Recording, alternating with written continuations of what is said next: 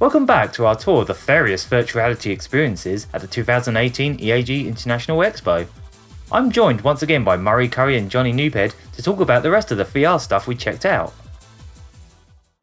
There was quite a few stands there that just had a smaller setup of like VR stuff, but they were also going for interesting twists to it. It wasn't just a case of just sitting down and having a VR headset on. I mean, one of the other ones we checked out was a stand called Immotion. They had 3 different things there. They had a sort of chair that you could sit in and it would sort of move around. But the ones we tried out were the car and the sort of Tron cycle looking bike. Yeah, I had a lot of fun with that. Straight away you just see it's a huge bike, it's a massive thing. I just really wanted to give it a go. And yeah, the game, the software, it's just a lot of fun really. They were using a particular headset that I wasn't familiar with. This one was quite lightweight, but I thought it wasn't quite there other than that. I had a lot of trouble focusing with it when I did get it right. They didn't have that whole thing with the other headsets where it's got like the big padding that cuts out all the light and everything else. So basically, when I had to push the screen right up against my eyes, like literally to the point where my eyelashes were sort of like hitting the monitor, there was just this big space at the bottom where I could see you guys looking at me, sort of thing. That was a bit of a shame because I'm used to kind of immersion breaking. It was a bit, but apart from the VR headset being lightweight, I thought it was just a bit lacking. But I think it was definitely a cheaper VR headset. It was. It definitely did the job because again, it was showing the full depth of field and the 3D visuals there. So it wasn't cheap as in like just a flat screen on your face there. But yeah, the game itself was just quite a lot of fun. I wasn't very good at it, but that's just because I'm not very good at racing games, especially games involving a bike that you had to physically move left and right. Just don't have as much experience with that. That didn't subtract from how much fun I had while playing it. It was a great little game. It was basically the Tron aesthetic, futuristic. It had a bit of a Mario Kart thing going on with weapons and that's right. Well, at least they tried. And it had like all these like lasers and crazy obstacles and very arcade in what they were going for really. So very quick. Actually, it kind of went on for a lot longer than I thought. Yeah, you were going for quite a few rounds, actually. I think I only really lasted like 1 or 2 stages because I kept hitting the walls and the obstacles. But I think there was about 3 levels, and I think I must have made it most of the way through the second. It was quite long, actually. I was about to say it's quick, but now I remember, I seem to remember being on there for quite a while. There's nothing more I can say about it, really. It's a big, impressive looking thing, and as far as I'm concerned, it delivered on the gameplay as well. It was just very simplistic and very fun. You played on the car, didn't you? I did play on the car one. I found it a bit disappointing. Yeah. Because, as you know, when you're in the car, when you turn left or right, it actually sort of leans to the left or right, as it were. It's like a first-person perspective, but with the car, it was almost like sliding left to right. Sort of like it's hard to describe. It's sort of like a 2D car that's basically a toy car in front of your face and moving it left and right as like a scrolling road comes down. Right. I was told that it was a game that was in development and obviously they haven't perfected it just yet, but still it's not something that's ready just yet, I'd say. So it needs a bit of polish. Yeah. Other than that, was it fun or was it a bit lacking? Yeah, it was just basically Mario Kart in VR. Like if I was to ram a car from behind, it would slow me right down, like pretty much 0, and the car would just go flying. But if a car was to hit me from behind, I'd go flying, he would stop, and it's just... your mind just goes all over the place because you don't know where you are. One thing I forgot to mention about that game was it had some really impressive jumps. Yes. And obviously you're first person, so you got like that kind of vertigo going on when you take this massive jump and you see the floor flying towards you. And that was really fun. Did any of us play the one in the EAG? Or we didn't I played one that was on another stand. There was a stand called Stereolife Europe. They had a similar thing. It was basically a big chair that you get inside, and it had like little trigger buttons to the side of you and a little touchscreen inside the chair to pick the game. Right. It had the same kind of headset as the Immotion ones, a sort of cheaper alternative one. Yeah. But what was a bit annoying for me is they said I couldn't wear my glasses for it because it had no way of adjusting. It had to be pretty much flat on your eyes. Yeah. And and it was like, oh, you have to adjust it to get the focus, but I had no glasses on, so I couldn't really see the game properly. So that's really strange. That was really annoying, because yeah. I couldn't really see everything. Everything was basically out of focus for me. But the game I played on there was actually quite fun, despite not being able to see it properly. It was like a space flight game, and you had like a little spaceship just under your nose, pretty much in your perspective, and you're basically controlling it with your head. Ah, no. So instead of you're only using the buttons on the chair as triggers for shooting, but the fact that you moved it all with your head, you could do barrel rolls and just sort of like swing your head around. It's a shame we didn't get any footage of it, because it was really fun watching me just swinging my head around. That stand also had a sort of like a chair thing that you get in that was basically like a ride, and it had a big fan in front of it. You went on that, didn't you? Yeah, went on it with Varen. Apparently this one's called Funny Roller Coaster. Yeah, it is. Is it hilarious? It's nauseatingly funny. Yeah. It was not quite as immersive as other roller coaster VR games that I've been on, but when the fan was blowing in my face, it did bring a bit more realism to it. So you felt as if you was on a roller coaster going up and down, especially the chair going up and down. The chair was moving sync. in all directions. Yeah. I didn't feel ill, but I could tell that my body is moving, and the actual what I'm seeing like lines up with what I'm feeling. And that's like one main thing in VR, I reckon. That your body and mind having that disconnect, and that's where the rumours of sea sickness and all that kind of stuff, motion sickness comes into it. Right, that was that. How was that? Oh, that was good. Enjoyed that.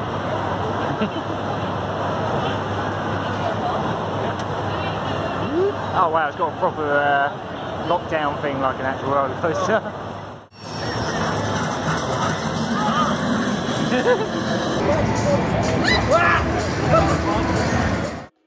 So amongst the Rabbids stuff, there was actually a virtual reality thing, and this one was really interesting as it's been advertised as not needing staff to set it up at all. Again, it's got 5 headsets that you just plop on, they're wired up, sort of like suspended like a lot of the other ones. You literally just sit in the seat, put the face mask and the VR headset on, and then you just use eye tracking to pick which of the, I think it was 3 stages they had, and then you just ride it. It wasn't a game, it was a ride thing, and it had a moving hydraulic chair. I think I was the only one of us who didn't actually play it. Oh, that's a shame, because it was actually really good. It looked brilliant. It was like, we could see what you were seeing. Yeah, they had a full spectator thing on the top, which I thought was really good. I didn't go as far as to say that probably was my favourite VR part of the day. Yeah. In terms of not being fully immersed, walking around. Yeah, in terms of like the ride stuff, that was by far the best one.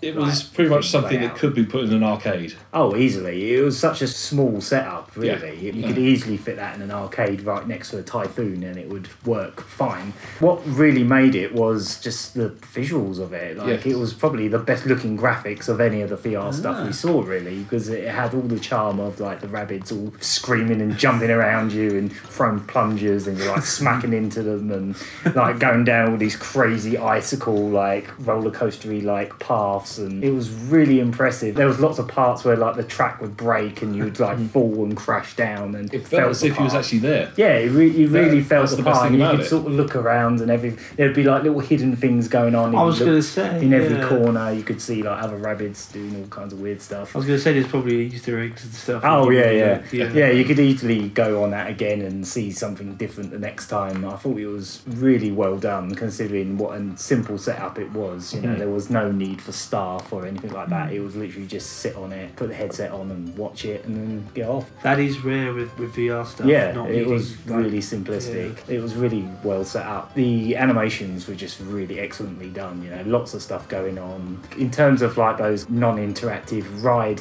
virtual reality things, I think that was by far the best one I've seen today. Well, I was filming you and Jerry Terrier playing, and it looked like you guys were really into it there. Yeah. You had a bit of trouble with your headset though, didn't you? Yeah, that was the thing with my one. I don't think it had the like thing to adjust it at the back, so I just had to sort of hold it in place. Not ready yet.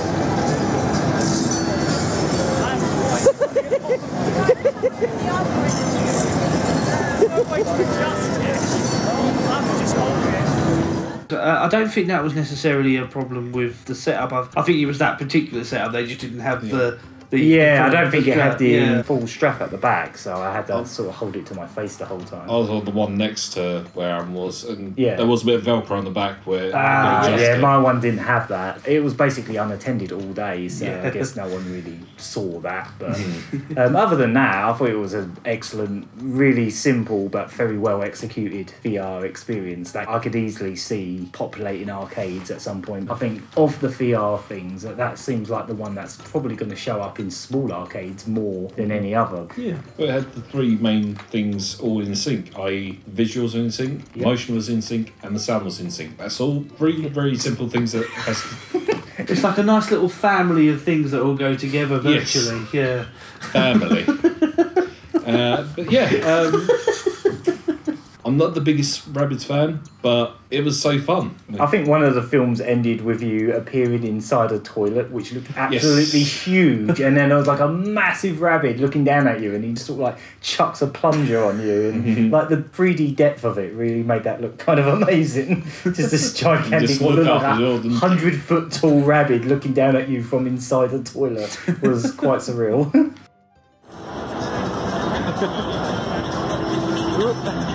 You got pretty windswept there. Huh? You got pretty windswept there. Your hair was going whee. Yeah.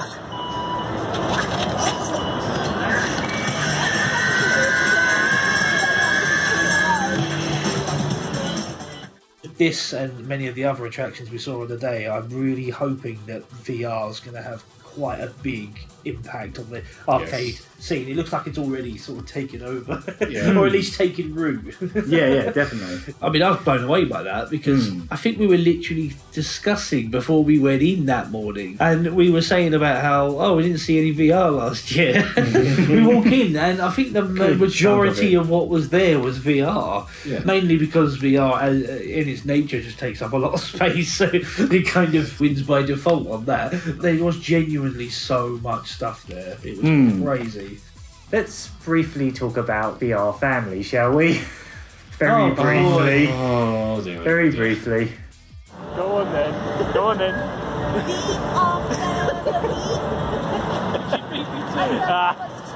You beat me to the obvious joke.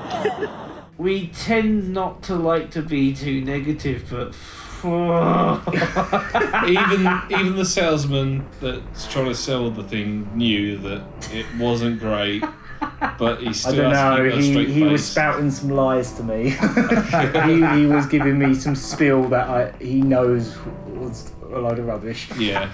And basically, it was a huge roller coaster with, it must have had about 3 rows of seats to it, or maybe 2 rows of all seats. of their own VR headsets. Yeah, so you think this is going to be brilliant, you know, because this thing had hydraulics, it was huge, it looked the part, and we thought, we can't wait. So yeah, we got on it, and I think our faces just couldn't tell a lie. Our faces dropped. It's not VR. It's not what virtual reality is at all. For starters, it didn't even fill up the whole screen. It was just like watching a tiny QuickTime video in front of your face. The worst part of it is if you moved your head, the video would sort of readjust and sort of shudder towards you, where your central vision. So every time you move your head, it was just vibrating towards you. What we went for was a roller coaster. So we went, we've got to go with a roller coaster. The guy asked us what we want, and we went, let's have a roller coaster then. So we were expecting like a really nice 3D simulation of a roller coaster, or maybe like one of those 360 videos, like of a real roller coaster. At the very least, one of those 360 videos, you know. Yeah, exactly. Not even that. With a bit of motion. What we actually got was a video file that it looked so bad. I thought Dire Straits' Money for Nothing was going to start playing. I mean, this looked 90s aesthetics here. Also, you saw the hydraulics inside this thing. You think, it's going to throw you around. It was just like this tiny little piston moving up and down and slightly to the side, and it's like, this was the most embarrassing thing. It wasn't in sync with the video. At all. No. Yeah, that's like, you're going to turn left now. Turn in left. Yeah. You're going to turn right now. Okay, straighten up a bit, then turn right. It was That's the really bizarre point, because the motion the video and the sound were all separately out of sync with each other. You went on it again with Aaron later.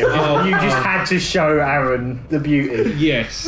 Of Hatsumi Miku. Oh, where's she gone? It's going to be on 3D. It's going to be on 5D. It's on 9D. 9D. All the dimensions. Every single one. 4, 5, 6, 7, 8, 9 when it's all about. It's gone. Where did Miku go? It should be the next screen. Miku, where are you? Oh, what the hell is that? Oh. Children's? Just children's. Look like 5 Nights at Freddy's. This is a children's paradise. Yeah, well, you know how much... Miku! That's a good Miku! We had to get to be her in that one. Wasn't it like some like bootleg Chinese It was. version of Miku with like different coloured hair or something? There's that. I didn't and see it. It wasn't but- even the Hatsune Miku song. No, it was some random techno, I think. Yeah. Because I did not go on it again. When you were getting on it, he went, "Oh, you get on." I was like, "No, I'm filming." Stop that. I was a little bit worried when we were going through the touchscreen menu and everything was like really broken English translated from Chinese. It amazes So me that busted. this thing, like, it looked so impressive. It must have been a pretty expensive unit itself. Yes. It's the software that let it down. I'm hoping it's just the software that was letting it down. Yeah. It looked the part, but oh my god, it did not deliver. It was such a letdown, to be honest. Easily worst of show. I'm Yes. sorry, but it was. Go. Meh. Meh is all you can come up with. Meh. It was shit. Impressions, go. Never in my life have I experienced something ever so bad. Never. But I played. But it was Miku, right? No. It wasn't Miku. No. It wasn't Miku. They lied. They lied. Who was it then? It was Miku. It sounded like a it was Hatsumi Miku. Said enjoy the moment. Did you enjoy the moment? No. And that concludes our coverage of EAG's VR Smorgasbord. We have more videos about the event on their way, looking at the games we played there, along with more Lucky Hit Arcade Perfect videos in general. So look out for those in the near future.